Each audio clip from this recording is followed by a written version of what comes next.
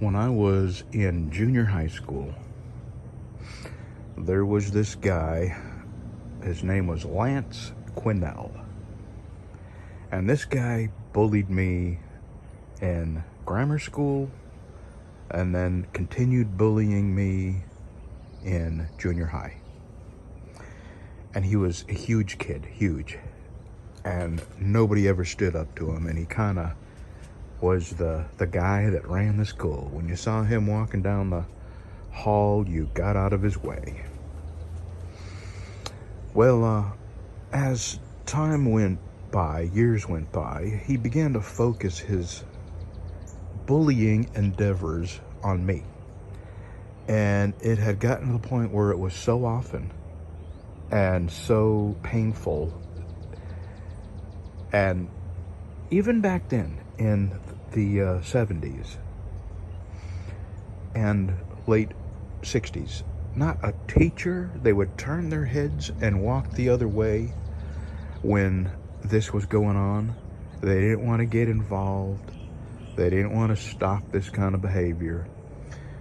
And I realized that he was going to hurt me badly enough that it was going to affect my life. And I was in fear of my life, genuinely in fear of my life from this guy, Lance Quinnell. One day, we were in biology class. In the class with a teacher, a big male teacher. And he started hitting me and kicking me and got me on the ground and was hurting me. And something in my brain clicked. It was like a switch that flipped and opened up this entire new universe that I did not know existed in me. I became an animal, and I beat the ever-loving shit out of this guy. I used my head, my elbows, my fists, anything I could hit him with, my knees. And in my brain, I was thinking, I'm going to kill him. I'm not going to stop until he's dead. 1 second, I'll be right back. Well, anyway, it's been about an hour and a half since that last clip. That was basically the end of the story.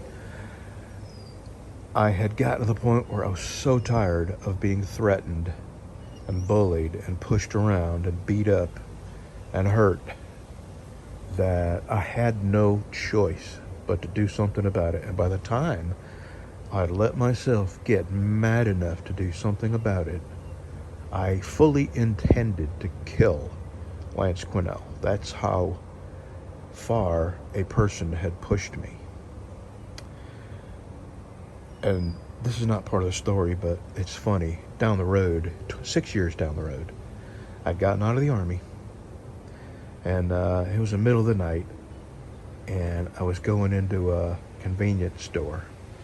And who was in there buying goodies but Lance Quinnell, in his leather biker jacket and his long hair and his skull rings. And he looked up and he saw me, and his eyes got as big as saucers.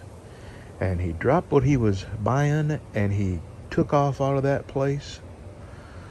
And that I laughed and laughed and laughed about that, because still I was the same kind of guy that he was picking on and bullying all those years. I had no intention I didn't want fights or problems or anger.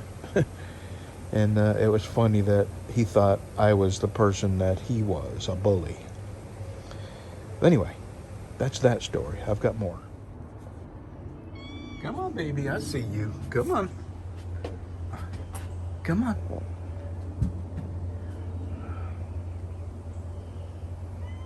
Come on, kitty.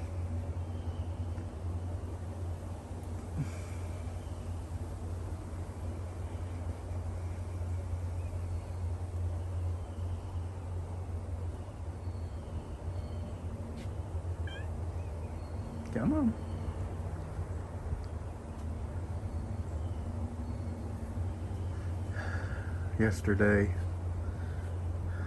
Yesterday she came down ate her wet food, and then got back up on the roof and had a nice long nap.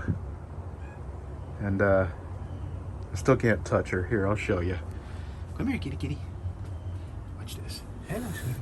I know. Come on. Come on. It's okay. Come on.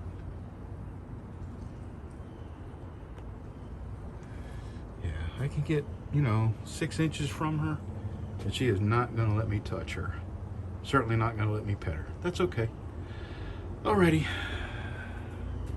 I'm going to, got something I'm going to do in here. I can't open the door with one hand. Alright. See that? My friend Rob down in Florida told me about this, and it was on Amazon, and they were selling them for like, I don't know, $6 or $7. And I bought 2. So I have one that I dropped on the floor. I have one in my leather shop, and this one, let's see here. I'm fixing to put you right in here. And there we go. Let me get you aimed. Yeah, there we go.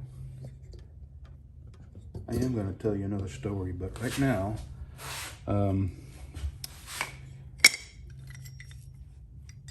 going to put some tape on this so I don't screw it up, because I am going to make up my mind once and for all hold on, I got to get the tape, what wood I'm going to use. Okay. So let me see where I need to keep my hands. Yeah, right about where they are.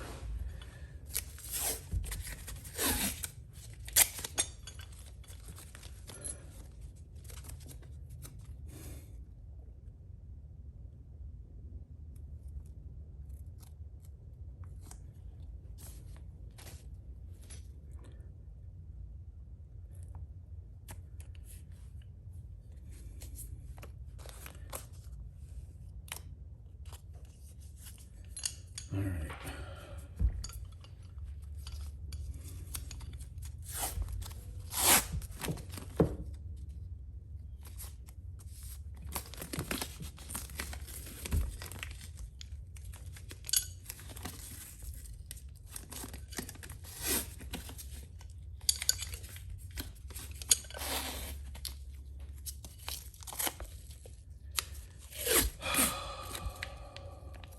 Thought about this all night.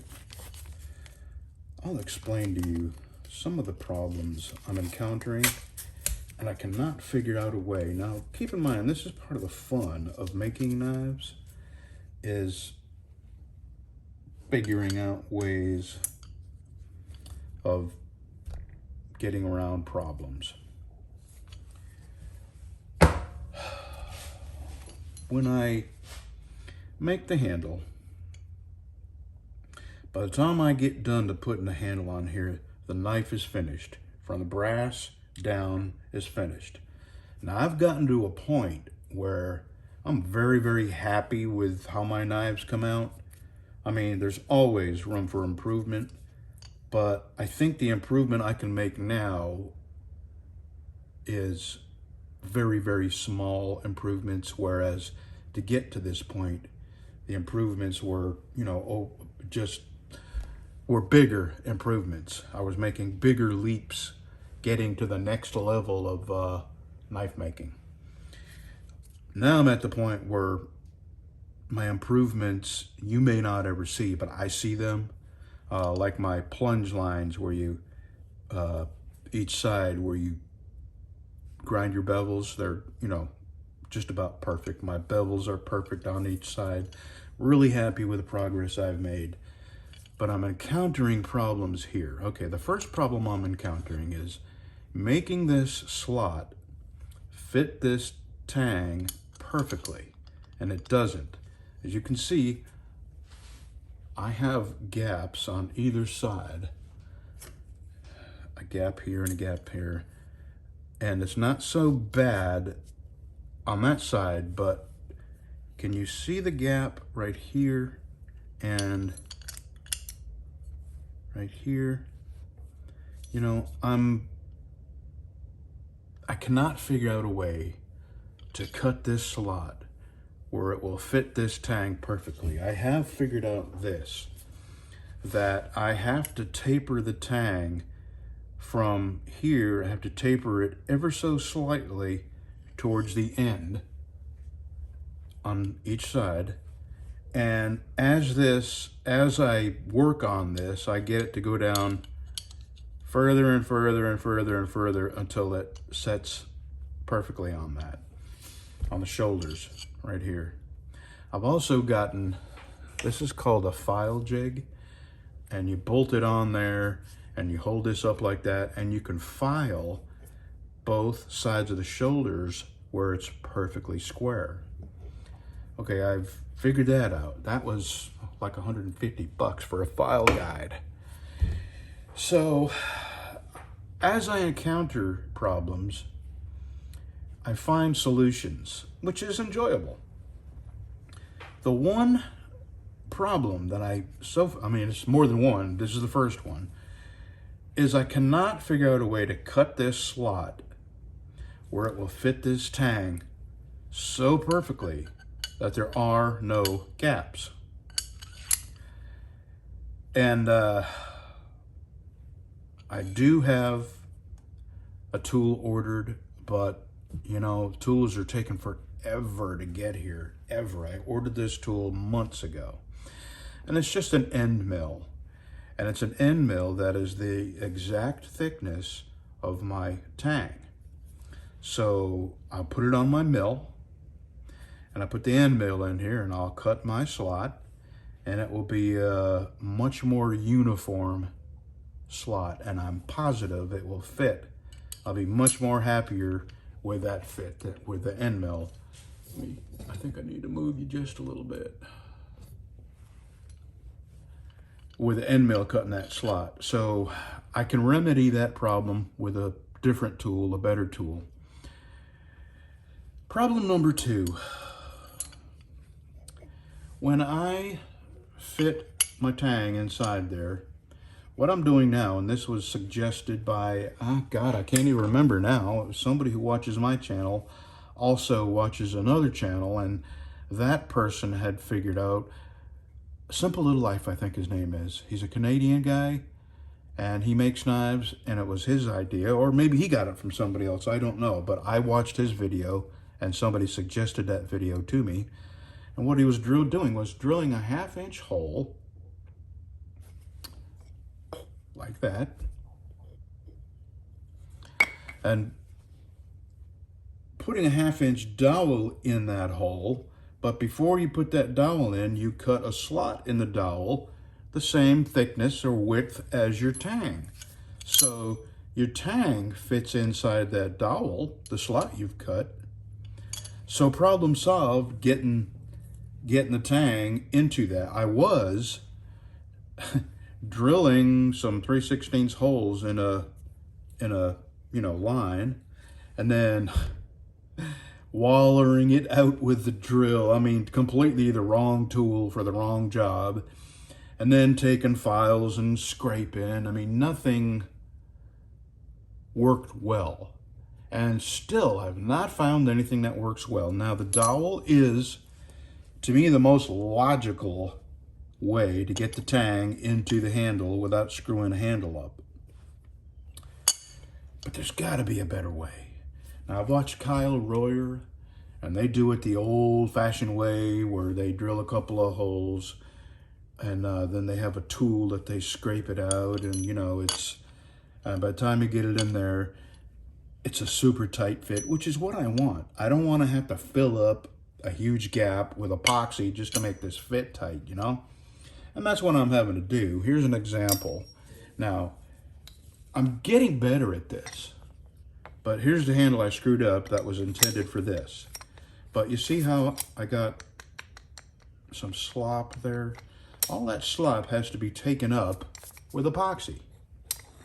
And to me, it just, you know, it's 100% okay. But in my mind, it's just not the level of perfection I'm looking for. It's not the level of finish that I'm hoping to attain.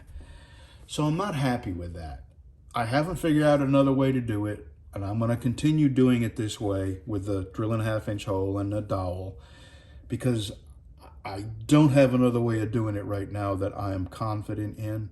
And Kyle Royer, he's made, you know, thousands and thousands of knives. This is my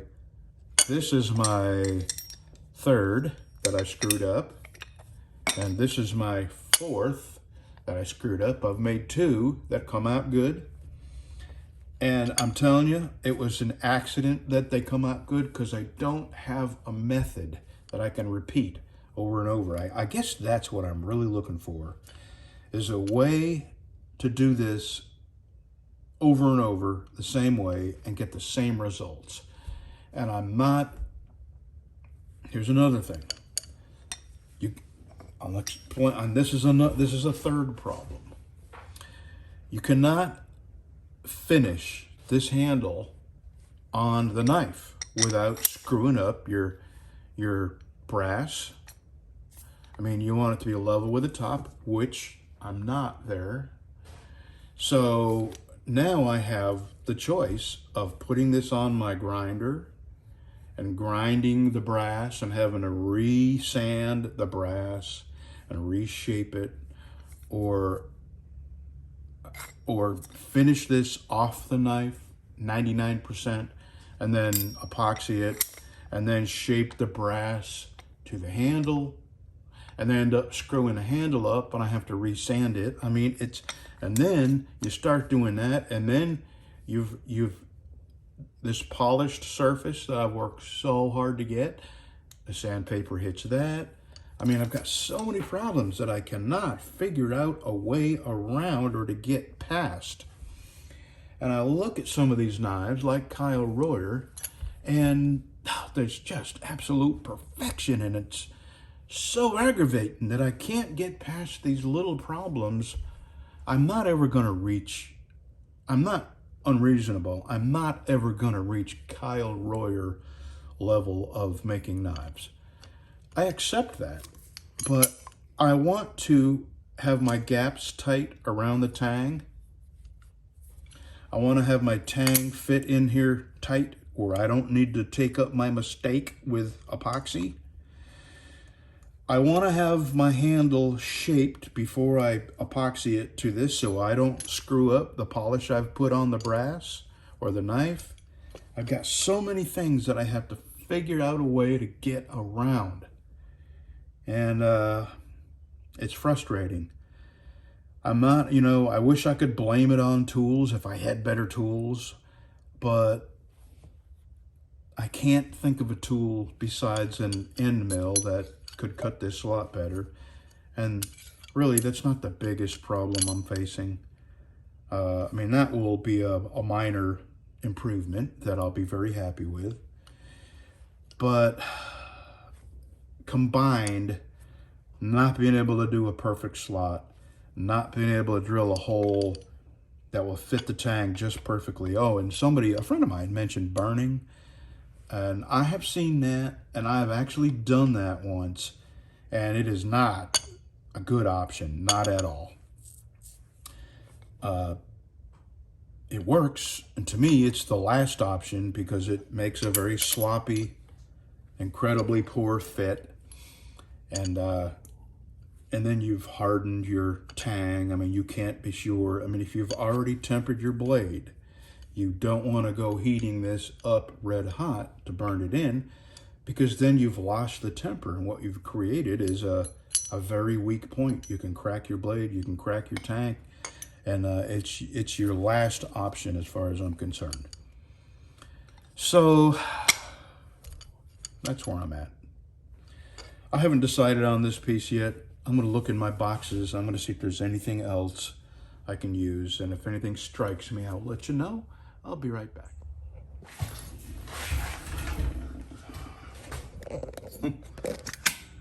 Now I am recording. All right, then. Alrighty.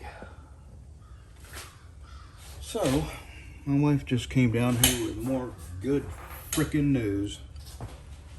We got our Texas tax bill in the mail, and this 1983 mobile home that I am sitting in, that is for the most part unlivable,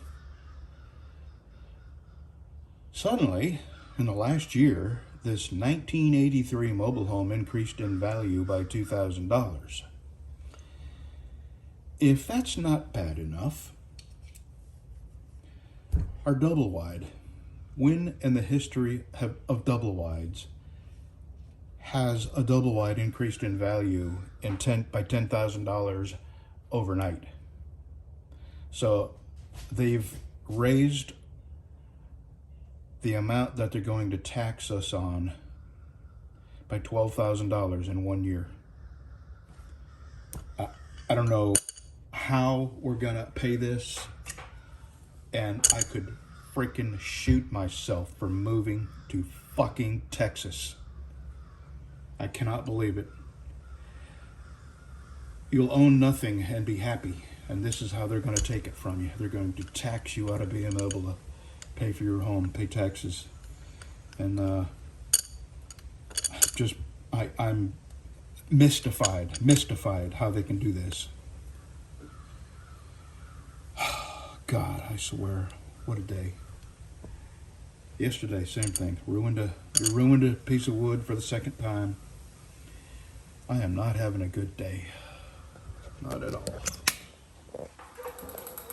So I've settled on this Chechen burl, and it's even got some. Why won't you focus? What is going on?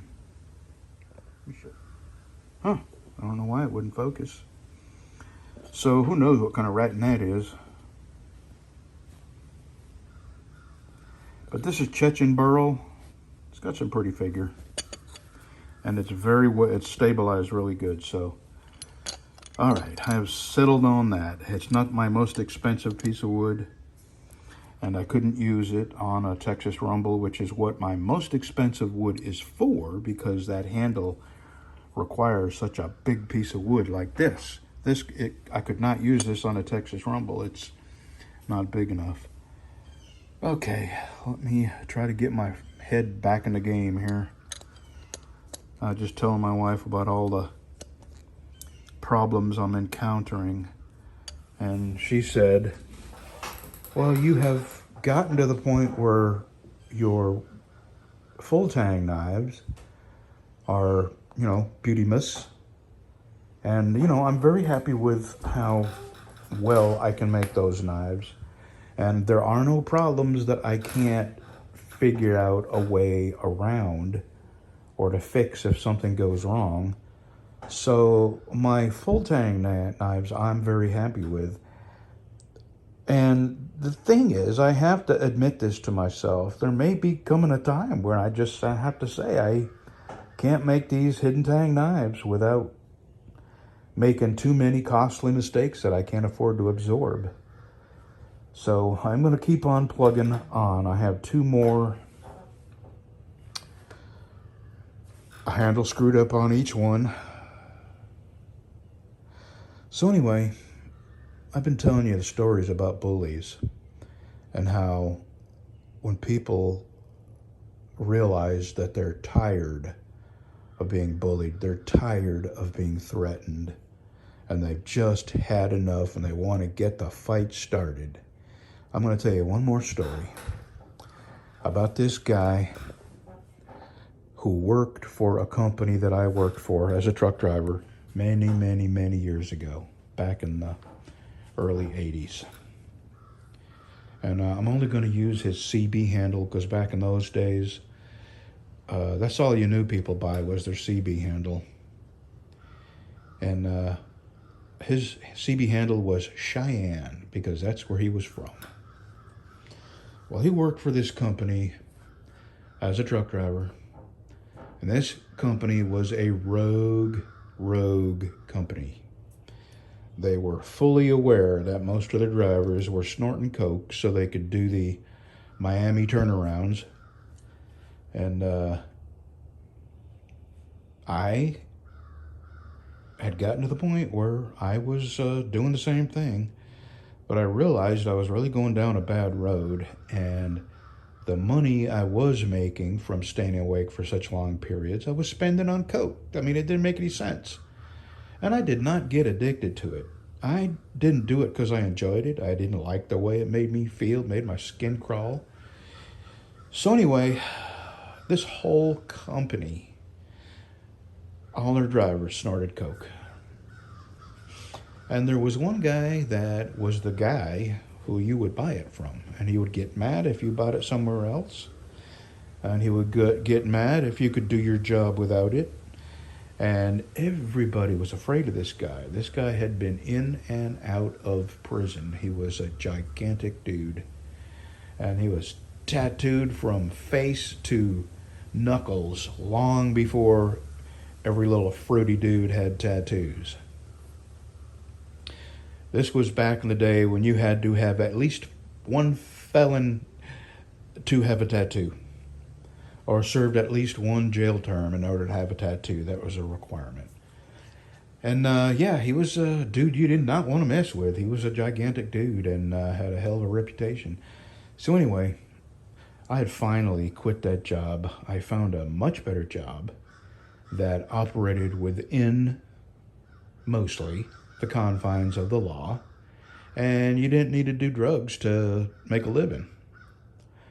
So one night, I was at this new company, and I was trucking along, tagging along behind another driver that was also at this company I had just started with, and we were chatting on another CB channel down in the lower part of the, down 1, channel 2, channel 3, down there somewhere.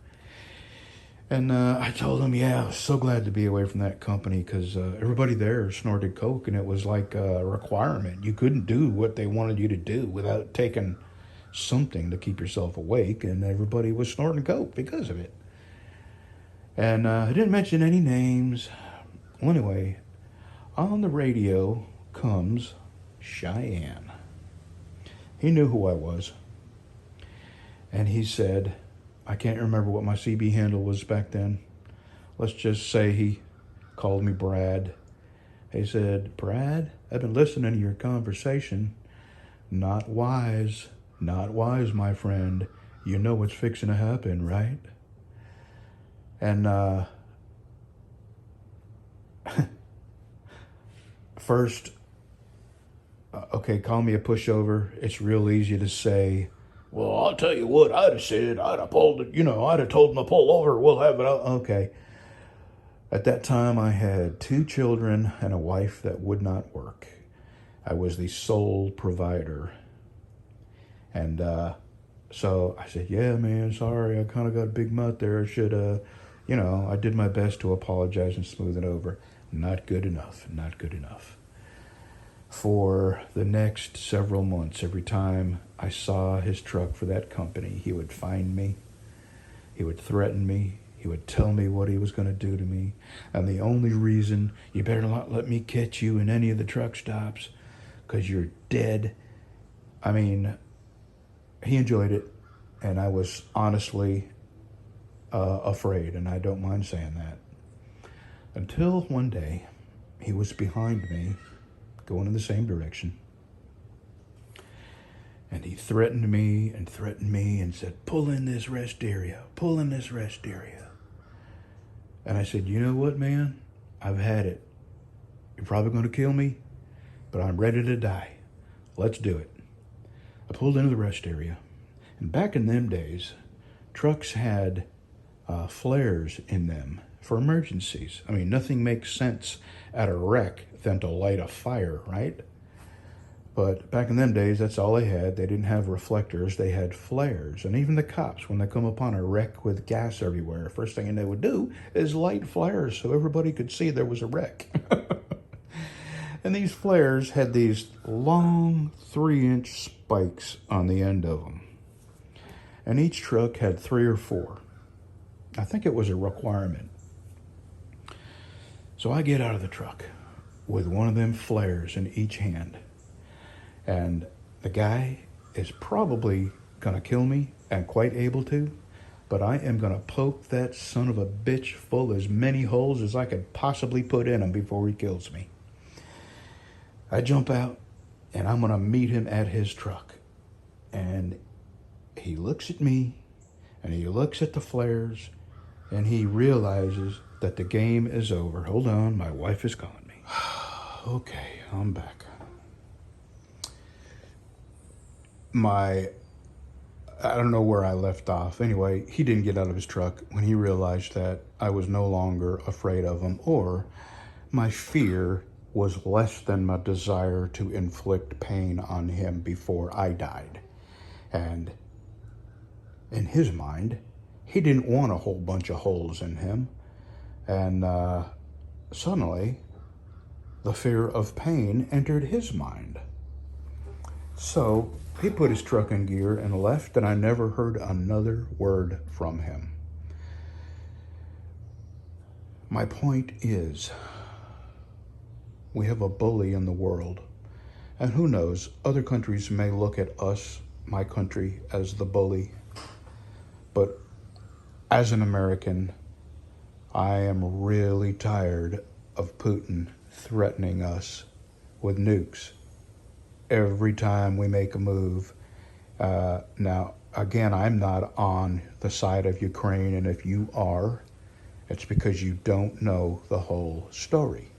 There is no good side to the Ukraine-Russia war. The only good side is on the side of Ukrainian people and Russian people, because those are the ones that are suffering. Both countries are equally as evil as each other, and there is no good side. So at what point are we going to get so tired of the threats and the bullying that we're just going to be ready to fight? And I think we're going to see that time where there might be a showdown. I'm hoping it'll just be a conventional weapon showdown, but I sure am tired of getting threatened with nukes. Alrighty, I got holes started here. I'll tell you, the world is sure taking its toll on my happy. I got all this going wrong. I have the decision to make whether I'm just not going to be able to conquer the problems that I'm encountering, and I'll have to admit that and go back to making my full tang knives.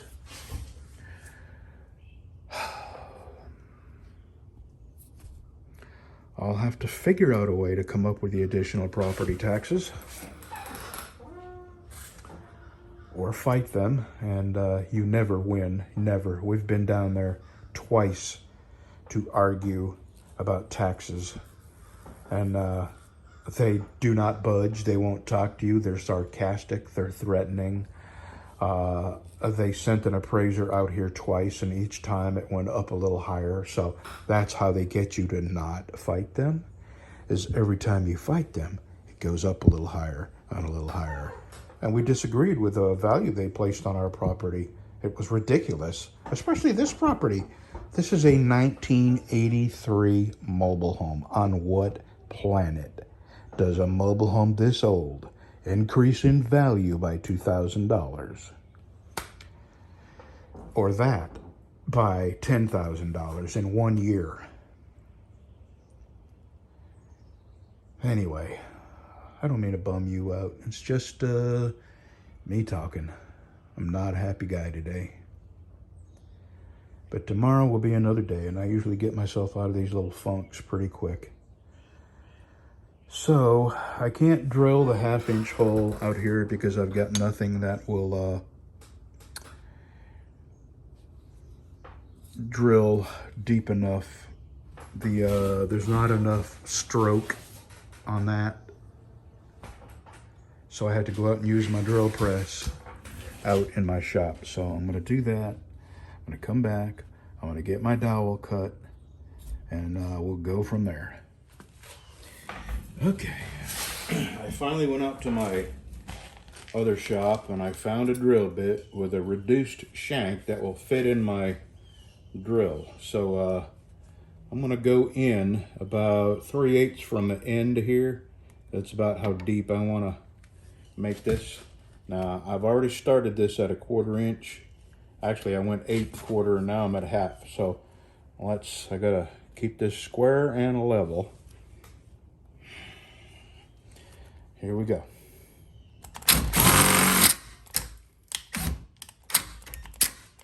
Good Lord.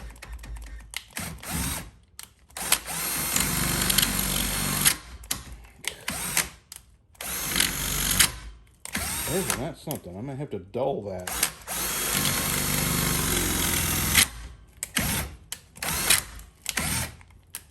Yeah, end up breaking this. God.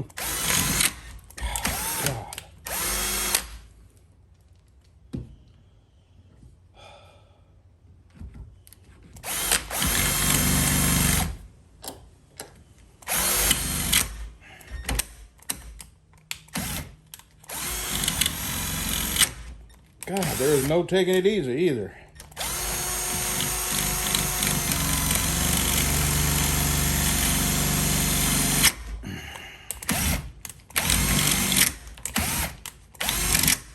All right, let's just go for it.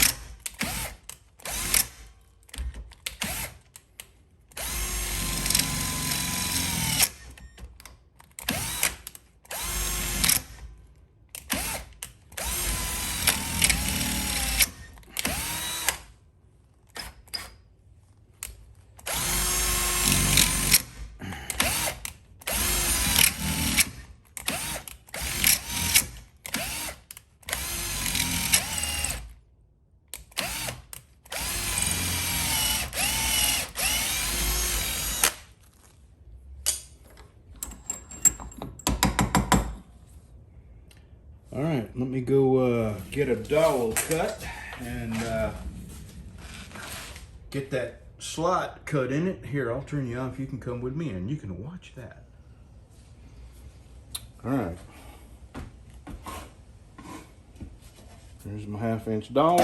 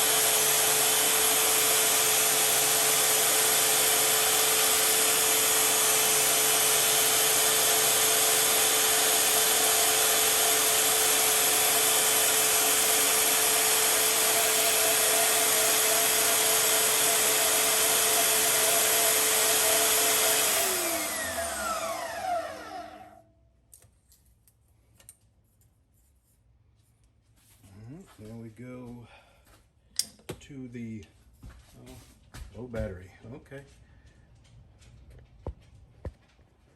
What a freaking crappy ass day. Unbelievable. All right, I promise tomorrow will be a better day, or you won't see a video. So I've cut my dowel, I've drilled my hole. This fits in here, this fits in here.